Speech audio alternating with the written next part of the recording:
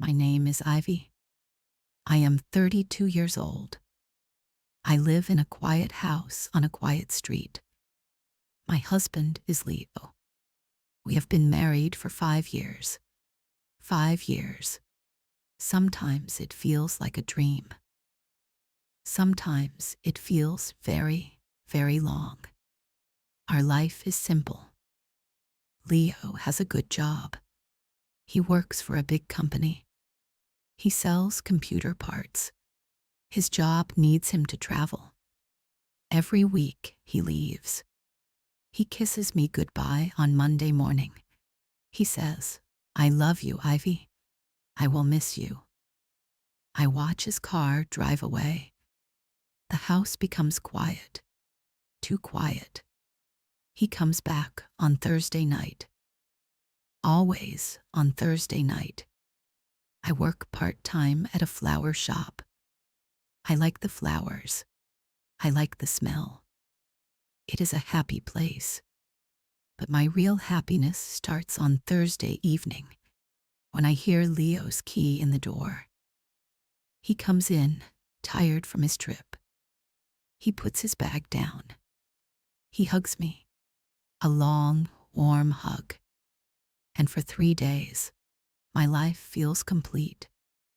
Friday, Saturday, and Sunday are our days. We make breakfast together. We go for long walks in the park. We watch movies on the sofa. He holds my hand. He tells me about his week, about the cities he visited, about the meetings he had. He always says he works hard for us, for our future. I believe him. I love him. Why would I not believe him? He is a good husband. He is kind. He is gentle. He remembers my birthday. He buys me my favorite flowers, white lilies. He tells me I am beautiful. He makes me feel safe. This is the life I always wanted. A quiet life. A happy life with a man I love. But sometimes, small things feel strange. Very small things. Things you can easily ignore. His phone, for example. He is very careful with his phone. It is always with him, even when he goes to the bathroom. He says it is for work. Important emails can come at any time. It makes sense. So I ignore it. Sometimes, when he is on his work trips, I call him. In the evening, just to say goodnight.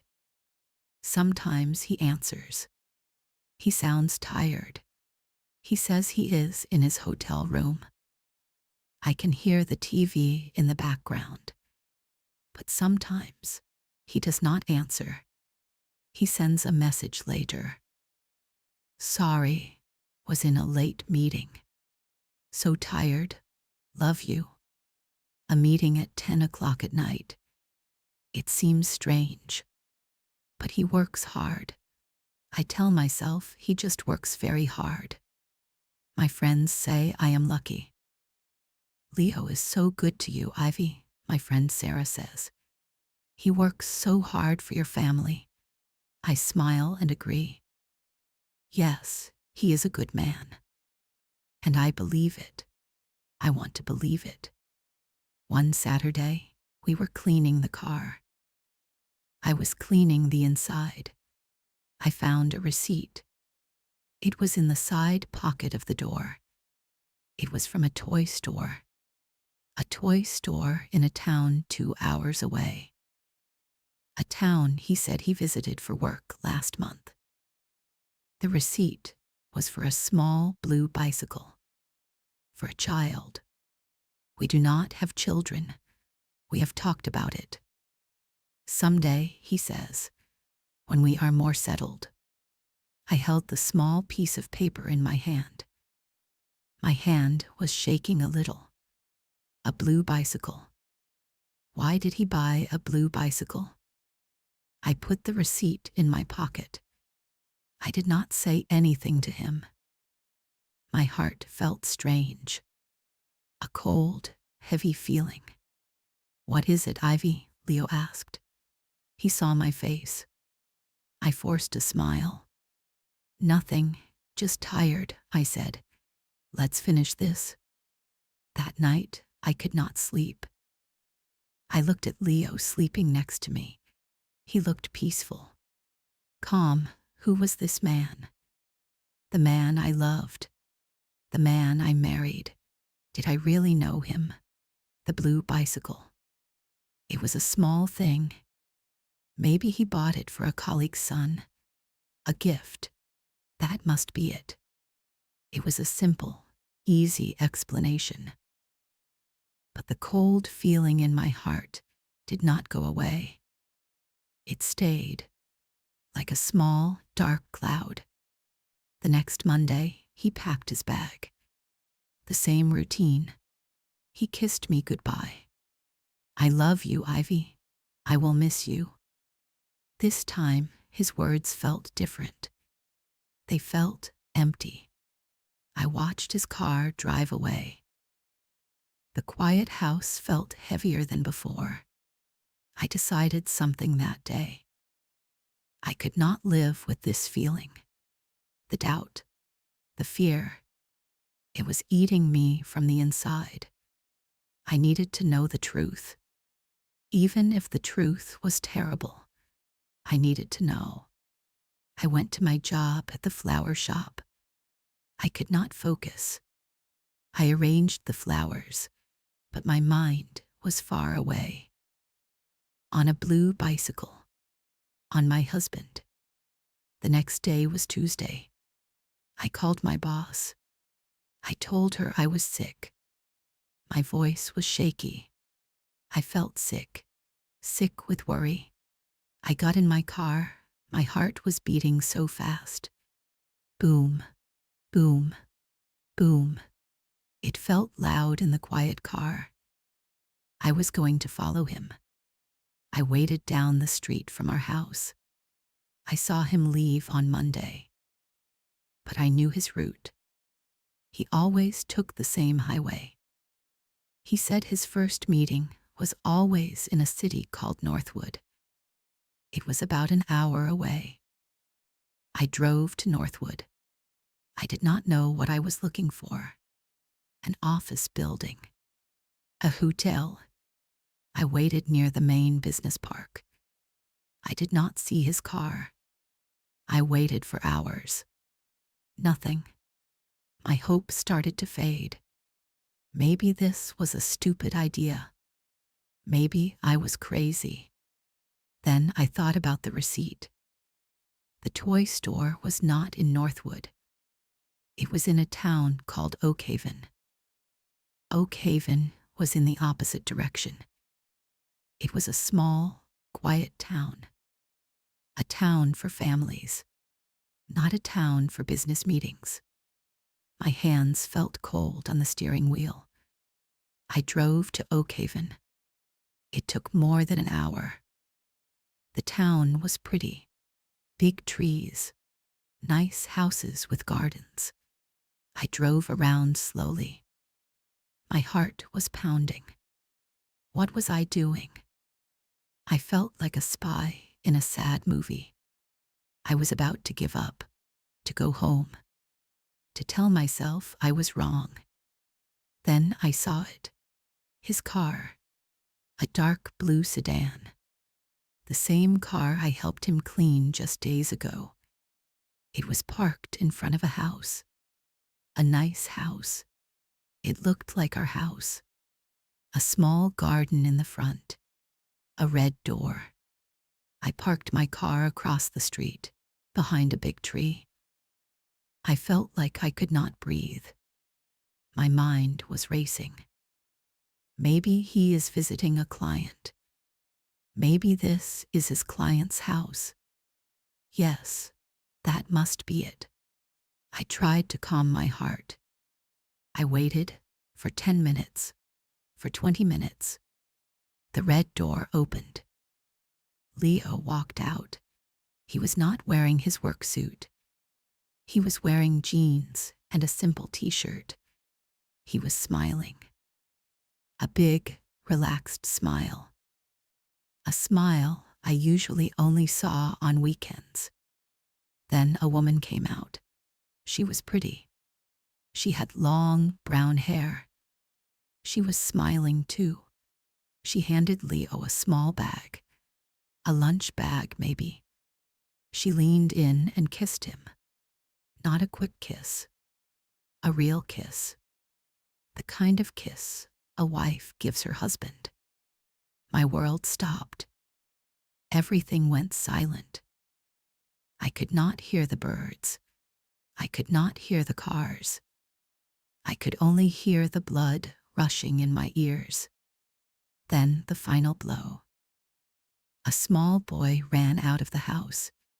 He could not be more than 4 years old.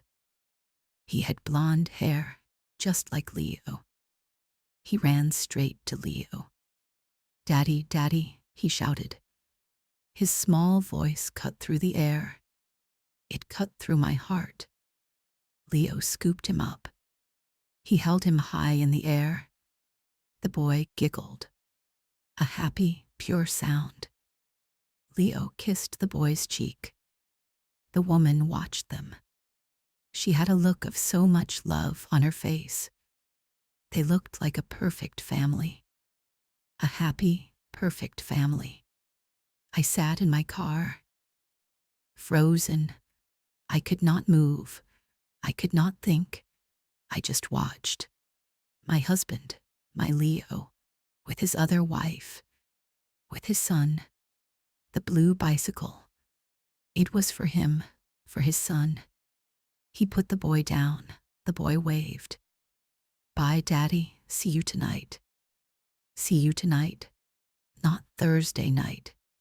Tonight. He did not travel for work. He traveled between his 2 houses. His 2 lives. Leo got in his car. He drove away, in the direction of the highway. He was going to his work meeting. The woman and the boy went back inside the house with the red door. They closed it. Their happy life continued. I sat there for a long time. I don't know how long. An hour, 2 hours. Tears were streaming down my face. Silent tears. My body was shaking. This could not be real. This was a nightmare. A terrible, terrible nightmare. I drove home. I don't remember the drive. My mind was empty, blank. I walked into our house, our quiet house. It did not feel like my house anymore. It felt like a stage, a set for a play. And I was an actress in a sad story.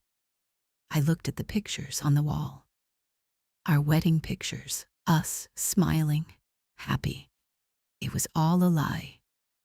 A 5-year lie. Our whole life together was a lie. The man I loved did not exist. He was a character, a role he played on weekends. The quiet in the house was different now. It was not peaceful. It was heavy, full of secrets, full of his lies. I touched the sofa where we watched movies. I looked at the kitchen where we made breakfast. Every memory was now painful. Every memory was tainted. I went to our bedroom. I opened his closet. His suits were there. His weekend clothes were there. It was all so normal, so neat, so organized. His life was perfectly organized. His 2 lives. I felt a surge of anger. Hot, burning anger. How could he do this? To me? To her? To that little boy? Did the other woman know about me? Or was she a victim too? Did she think he traveled for work from Tuesday to Thursday? It was a sick, twisted game. I wanted to break something, to scream, to destroy this fake life he built. But I didn't. I just sat on the edge of the bed.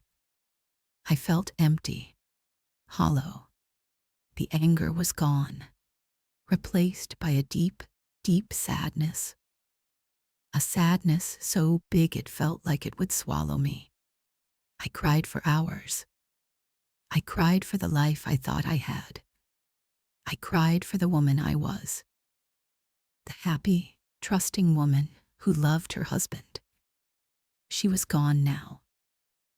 She died today, sitting in a car across the street from a house with a red door. I knew I had to do something. I could not just wait for him to come home on Thursday, to walk in and say, "I missed you." I could not look at his face. I could not hear his voice. What were my choices? I could leave, just pack a bag and disappear. I could confront him. I could call the other woman. My mind was a storm of possibilities. Each one was terrifying. I spent Tuesday night and all of Wednesday in a fog. I didn't eat. I didn't sleep. I just walked around the house. Our house, his house, this house of lies. I touched our things, his books, my paintings. Everything felt like a stranger's possessions. I thought about his son, the little boy with his hair. He was innocent. He loved his daddy.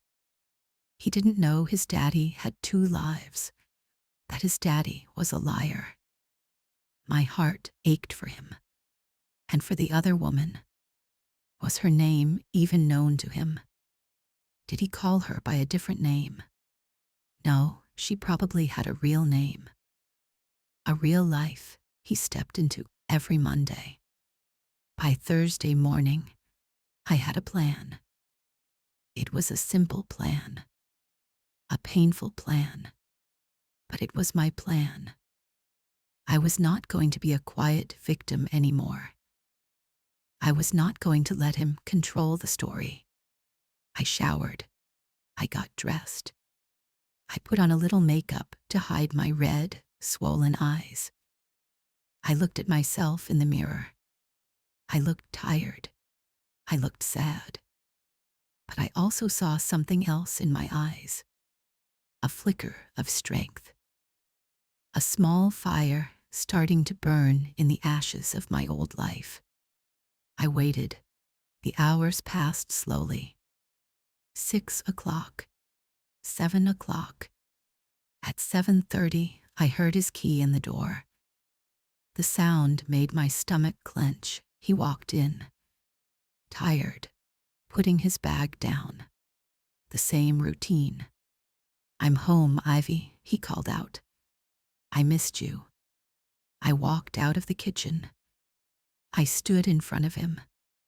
I did not run to hug him. I just stood there, my arms crossed. He looked at me. His smile faded a little. "Is everything okay? You look different." "I know," I said. My voice was calm, steady. It surprised me. "I know everything, Leo." He looked confused. "Know what? Did something happen?" I took a deep breath. "I know about Oakhaven. I know about the house with the red door." His face went pale. All the color drained away. He looked like he had seen a ghost. He opened his mouth, but no words came out. "I know about the woman with the brown hair," I continued. My voice did not shake. "And I know about your son, the little boy with your hair." He just stared at me. His eyes were wide with shock, with fear. The mask was gone. The kind, loving husband disappeared. In his place was a scared, cornered man. "Ivy, I can explain." he finally stammered. Explain what? I asked. Explain your other family. Explain your 5 years of lies. Explain how you kissed me goodbye on Monday to go play house with them. There is nothing to explain, Leo. I saw it. I saw everything. He sank onto the sofa. He put his head in his hands. I'm so sorry, Ivy. I never wanted to hurt you. That line, that classic line. You didn't want to hurt me, I laughed.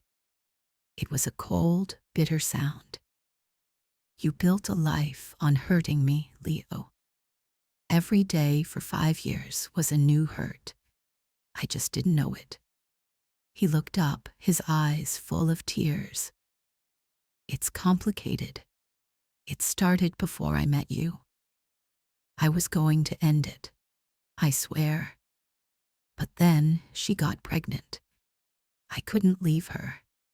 I couldn't leave my son. So you decided to lie to everyone, I asked. To her. Does she know about me? He shook his head slowly. No, she thinks I travel for my job, just like you. The sickness rose in my throat. He had hurt us both. He had built 2 cages and trapped us inside them. He was not a victim. He was a creator of pain. I loved you, Ivy, he whispered. I really did. No, I said, my voice firm. Maybe you loved the idea of me. The quiet, easy life you had on weekends. The escape. But you did not love me. Love is not a lie. Love is not a secret. Love is not 2 houses and 2 lives. I had packed a small bag earlier. It was by the door. I picked it up. Where are you going? He asked, panic in his voice.